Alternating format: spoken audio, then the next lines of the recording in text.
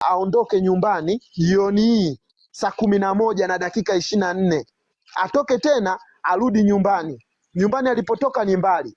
Hebu tu tunafikiria na tumekubaliana kabisa, tunakiamsha kesho asubuhi, endapo Mwenyezi Mungu akijalia, hawa jamaa UN wanaweza katusikiliza kesho. Mungu akitujalia, tunaweza tukasikilizwa mpaka kwenye saa 5. Tukitoka hapo, ina maana tunaelekea bandarini, tunaenda kukinukisha. Leo tena mtu aenda kalale nyumbani, na kati kesho tunakiamsha.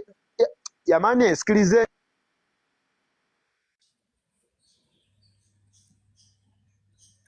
Umemaliza? Leo ni usiku kucha, watu wanaendelea kuteremka pale. Yaani watu wanatoka huko na wanapotoka wanakuja kuteremka pale. Iwe ni usiku wote watu wanateremka pale mpaka kesho kinanuka. Yaani mpaka kesho watu tumejazana kwa wingi hapo UN. Ina maana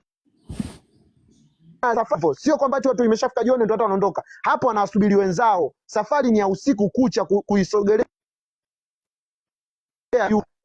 Sio, tunaelewana, lakini endeleeni, nimezima mic.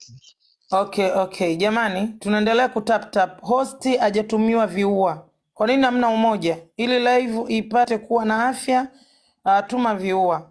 Tumeni viua. Hapo kicheka over bila kuchekeshwa kama taila mbovu na kutia block.